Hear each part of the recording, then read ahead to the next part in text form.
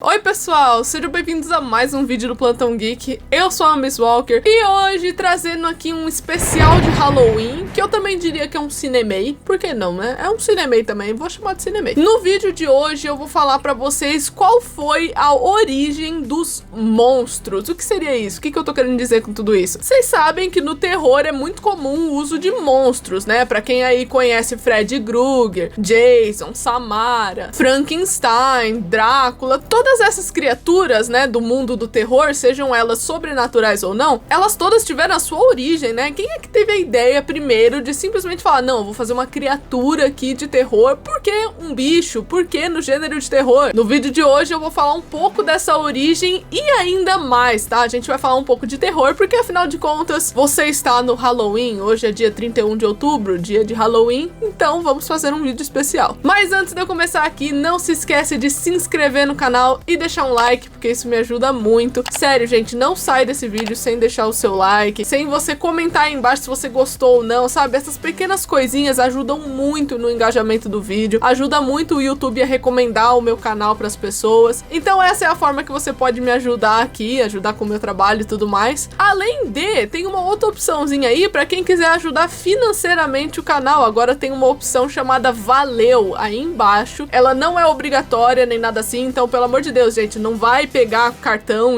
dos pais, sabe, pra tentar fazer... Não faz isso, pelo amor de Deus. Só estou avisando pra vocês que caso alguém tenha o interesse de doar financeiramente alguma coisa aqui pro canal, tem uma opçãozinha de Valeu aí, porque aí com o dinheiro eu posso trocar os equipamentos, né, comprar mais coisinha pra colocar aqui atrás, enfim, fazer um conteúdo melhor pra vocês, tá bom? Já se inscreveu? Deixou o seu like? Então tá bom, vamos começar o vídeo. Bom, gente, a primeira coisa que vocês têm que saber é que a origem de um filme de terror, qual foi o primeiro filme de terror da história, assim, que saiu? Digamos que não foi bem um filme, foi na verdade, assim, um curta-metragem, um videozinho. Porque se vocês forem parar pra pensar, não tinha toda essa glamorização dos filmes igual a gente tem hoje em dia. Então, em 1896, o Georges Méliès, que era um cara muito perito em mágica, gente, olha só essa história. O Georges Méliès, ele foi um cara que ele foi considerado o pai dos efeitos visuais, digamos assim, porque ele era mágico e ele usava os vídeos, né, a capacidade de você fazer um filme pra mostrar todas essas técnicas de ilusionismo, essas técnicas de mágica e tudo mais. Então esse cara decidiu em 1896 fazer um curta de 2 minutos intitulado como A Mansão do Diabo. E a história é bem simples, basicamente é sobre um cavaleiro que entra numa mansão e começa a ser perturbado por ilusões. Lembra que eu falei que o Georges Méliès era mágico? Então, aqui ele tava demonstrando mais uma vez em um outro curta dele um pouco das mágicas e das coisas que ele podia fazer. Inicialmente, essa história tinha como intuito apenas entreter o povão, sabe? Mostrar pra galera como é que era legal umas mágicas e tudo mais. Só que essa história assustou tanto as pessoas da época que teve uma galera que saiu vazada. As pessoas ficaram realmente com medo desse curta. E foi dessa forma que A Mansão do Diabo foi considerado o primeiro filme de terror da história, digamos assim. Então foi lá em 1896. Passando alguns anos, indo lá pra 1910, foi a vez do monstro Frankenstein dar as caras pela primeira vez no cinema, num curta de 16 minutos. A história, pra quem não conhece, é sobre um jovem estudante que ele tá muito interessado, assim, no que é a vida e a morte, sabe? Esse conceito de vida ou morte, ele se interessava muito por isso. E aí, pra testar esses conceitos, ele resolveu criar uma pessoa, digamos assim. Então ele juntou vários restos, tudo mais, criou uma pessoa. Só que as coisas não saíram como ele esperado, porque quando essa pessoa foi criada, ele descobriu que na real essa pessoa era tipo um monstro, fisicamente era parecido como um monstro. E isso, adivinha só, também causou muito medo no público. Ah, gente, eu quero fazer um parênteses aqui, que eu tô falando da história do terror e tudo mais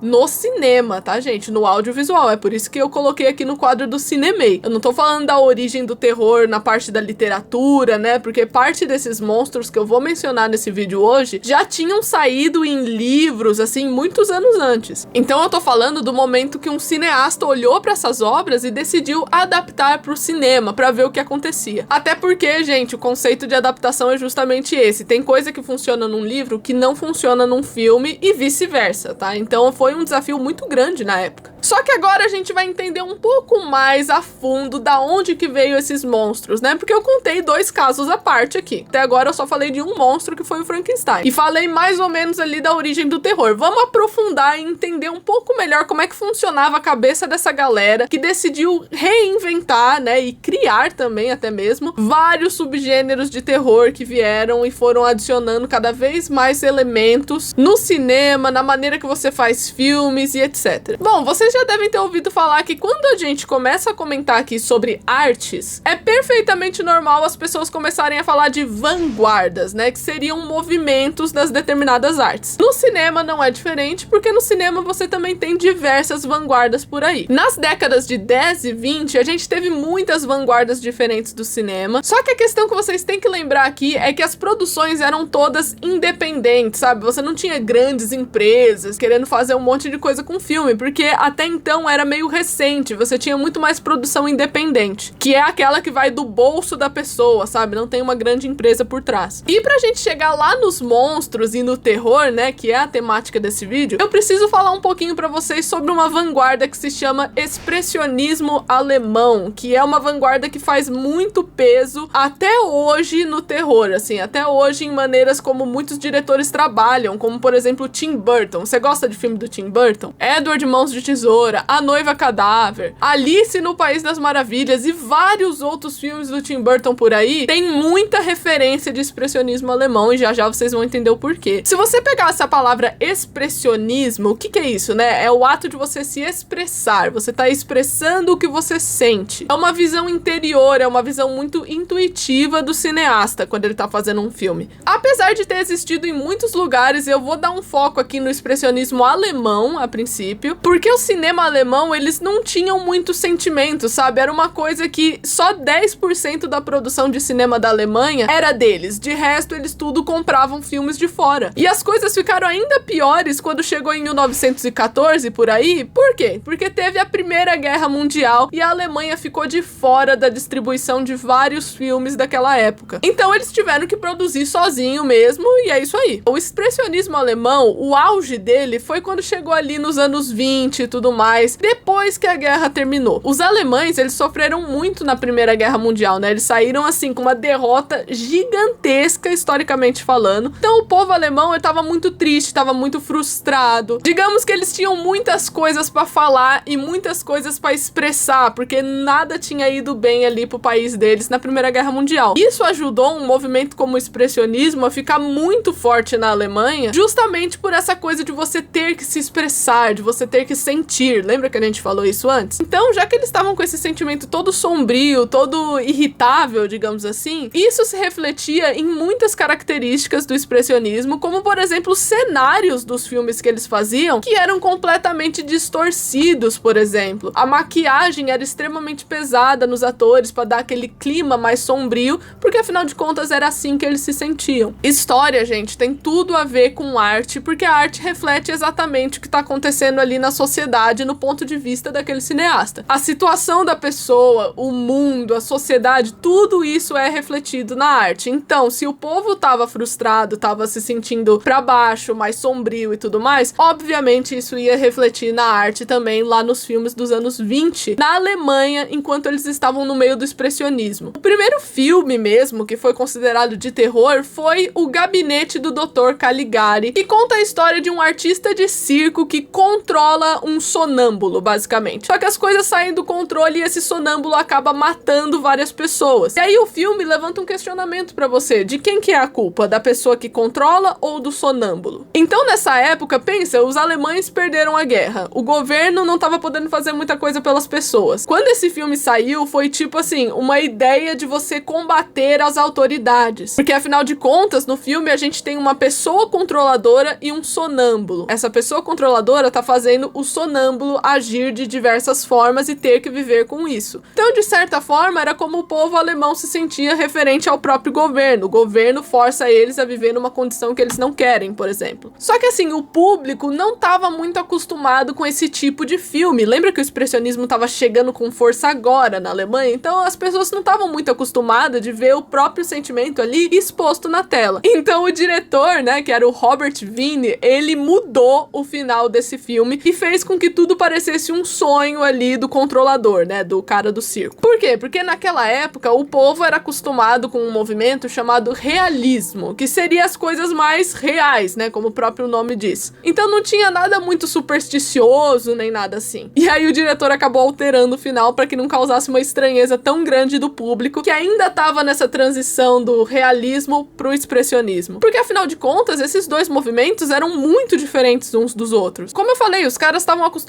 com realismo, então assim, se eles chegassem lá pra ver um filme e o cenário tava todo distorcido, aquela coisa meio esquisita, com pouca profundidade, então não parece que, por exemplo, é uma rua larga, parece que é simplesmente um papel cobrindo ali, uma coisa bem surreal mesmo. De realista não tinha nada, até porque os atores, eles eram extremamente teatrais, por exemplo. Então eles brincavam muito com o quê? Com as expressões. Então todos os sentimentos ali dos personagens ficavam muito visíveis na expressão dos personagens, justamente para lembrar aquela questão do teatro, né? E brincar um pouco com essa magia. E como eu falei antes, a maquiagem super pesada intensificava ainda mais essas expressões que eles tinham que fazer durante os filmes. Até mesmo os letreiros que eles utilizavam nos filmes, porque vamos lembrar aqui que naquela época o filme não tinha som, não tinha fala ali dos personagens. Então as coisas, as falinhas, as ações e tudo mais apareciam em letreiros no meio da tela. Só que não eram letreiros retos, sabe? Eles brincavam um pouco, deixavam a letra meio torta, meio distorcida. Ou seja, eles tinham uma mania de descaracterizar tudo aquilo que era considerado bonito. Porque afinal de contas, o sentimento deles, né, dos alemães ali na época, não tava nada bonito. Tava uma coisa sombria, tava uma coisa tenebrosa. Eles gostavam muito de brincar com luz e sombra, pra justamente fazer essa fotografia parecer ainda mais sombria. Eles gostavam de deixar perguntas pro telespectador, então não fazia nenhuma história mastigadinha. Sempre faziam histórias que incentivavam o telespectador a imaginar o que aconteceu também. Não era tudo detalhado, explicadinho, bonitinho, justamente porque eles queriam que você pensasse. Esse lance deles incentivarem a imaginação era tão forte que eles usavam até mesmo o espaço fora da tela. Como por exemplo aqui, ó, minha mão está enquadrada, está dentro da tela.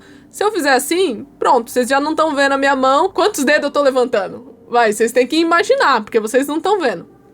Quem acertou? Então eles brincavam muito com esse negócio de ficar olhando pra fora da tela, pra pessoa ficar imaginando com quem tá falando, e uns negócios assim. E a minha coisa favorita sobre o expressionismo, que eu levo a sério até hoje, e tem muito roteirista que leva a sério, é justamente a habilidade de você criar personagens que são ambíguos. Ou seja, são personagens que têm coisas boas e ruins, qualidades e defeitos muito acentuados, que dá a impressão de um personagem mais equilibrado, sabe? O expressionismo, ele traduz tudo o que o personagem tá sentindo no cenário, na foto, na maquiagem, absolutamente tudo, gente. Mas é claro, né, que as ideias como o expressionismo vêm caminhando aos poucos, até porque a gente já tinha algumas histórias um pouco mais tenebrosas antes do expressionismo, só que foi esse movimento que trouxe os intelectuais pro cinema, trouxe parte de crítico e tudo mais. Ou seja, fez a galera levar a sério o ato de você fazer um filme. Fizeram eles pensar que isso realmente é uma arte, né? Ainda bem, eu acho que é por isso que eu gosto tanto desse movimento. E tudo isso foi refletido de diversas formas, e uma delas foi a criação de monstros. Os monstros ajudavam nessa ideia de sentimentalismo, nessa ideia de você pôr pra fora o que tá dentro de você. Essa distorção da realidade que eles faziam causava um efeito nas pessoas chamado escapismo, que é basicamente aquela ideia de você fugir da realidade e ir pra um novo universo, sabe? Uma nova atmosfera e tudo mais. Então foram eles as primeiras pessoas que fizeram isso, e foram os monstros do terror os primeiros elementos usados para poder fazer isso. Porque acima de tudo, os monstros representavam uma coisa chamada liberdade instintiva, que é você liberar o que tá dentro de você. O povo naquela época tava bravo, tava irritado. Basicamente queria liberar aquela fera, aquele monstro que tava dentro deles. Inclusive, se você é fã de terror, ficção científica, o expressionismo alemão ajudou muito a consolidar esses tipos de gêneros. Isso chamou tanto a atenção que os profissionais alemães, né, que trabalhavam lá pra fazer os filmes, os Estados Unidos contratou todos eles, sabe? Tirou da Alemanha e jogou no cinema americano. E foi assim que a gente teve conhecimento de alguns monstros que marcaram muito, assim, a década de 20, 30, 40, e que são criaturas e personagens atemporais hoje hoje em dia. Eu vou dar aqui alguns exemplos pra vocês. A gente pode começar com Nosferatu, de 1922, que foi um filme baseado no livro Drácula, de Bram Stoker. Inclusive, isso deu muito BO na época, deu muito problema, porque a esposa do Bram Stoker queria processar o filme e tudo mais, por uma questão de direitos autorais. Os caras deram uma copiada na cara dura mesmo. Então, assim, deu muito problema naquela época. A gente tem também O Homem que Ri, de 1928. E se por acaso você tá achando esse cara familiar, sim, foi ele que baseou o personagem Coringa, né, da DC Comics. Aquele vilão do Batman e tudo mais. A gente tem também o Drácula, de 1931. O Homem Invisível, também de 1931. Inclusive, hoje em dia, a gente já teve um remake de O Homem Invisível, que tem a maravilhosa Elizabeth Moss. Então, pra vocês verem que essas criaturas realmente são atemporais. A gente teve um outro filme de Frankenstein, lá em 1931 também. Nossa, esse foi o ano das criaturas, né? Pelo amor de Deus. A Múmia, em 1932, chamou muito a atenção também. Apesar que essa criatura ficou bem mais famosa na versão dos anos 90. Sabe aquele filme que tem o Brandon Fraser? Então, né? É claro que a gente não pode esquecer do King Kong, em 1933. O Lobisomem, em 1941. Ou até mesmo o Godzilla, em 1954. Então essas são apenas algumas das criaturas, ou então monstros, né? Porque alguns deles são monstros de fato, que surgiram só porque teve esse movimento do expressionismo alemão. Como eu falei no começo do vídeo, é um movimento que ele é muito presente no gênero de terror, ele é muito presente no gênero de ficção científica. Então essa coisa meio surreal de você ter cenário distorcido, de você ter uma maquiagem pesada, esse negócio dos personagens serem ambíguos, né? Ou seja, ele é do mal, mas do bem ao mesmo tempo, e uma coisa toda confusa. Isso veio do expressionismo. E é claro, voltando a repetir aqui, eu foquei no expressionismo alemão especificamente, só que o expressionismo, mais uma vez, existiu em vários países por aí, cada um aplicou de sua própria maneira. Mas agora o importante é que você sabe da onde que veio essa ideia, né? Como esse gênero de terror começou e por quê, acima de tudo. Basicamente, as pessoas estavam frustradas e precisavam colocar esses monstros pra fora, esse sentimento pra fora. Toda essa angústia, essa ansiedade, esse medo acima de tudo, são sentimentos que até hoje são prioridade no mundo do terror, né? Quando você vai ver um filme de terror, você cria um suspense, você fica angustiado e tudo mais. Inclusive, eu já fiz um cinemei explicando o porquê que a gente tem algumas sensações diferentes assistindo filme de terror. Por que que você tem medo de filme de terror? Sendo que é uma obra de ficção, sabe? Sendo que é uma coisa que não existe. Tem um vídeo aqui no card explicando tudo certinho do porquê que acontecem essas sensações. Recomendo vocês assistirem porque dá um complemento muito legal nesse aqui. Então é isso, eu espero que vocês tenham gostado do vídeo de hoje. Não se esquece de se inscrever no canal e deixar um like, porque isso me ajuda muito. Compartilha esse vídeo pra todo mundo que você conhece que gosta de Halloween, gosta de filme de terror e esse tipo de coisa. Qual é o seu monstro favorito? Qual é a sua criatura do cinema aí que você curte muito? Olha, eu preciso falar que a minha criatura favorita do cinema com certeza é o Freddy Krueger, que consegue atacar nos sonhos das pessoas, porque pra mim é a melhor manobra de marketing do mundo desse filme. Porque se você assiste e fica com medo do Freddy Krueger e acaba sonhando com ele, é porque o marketing funcionou. Porque em teoria, o Freddy Krueger mata no sonho.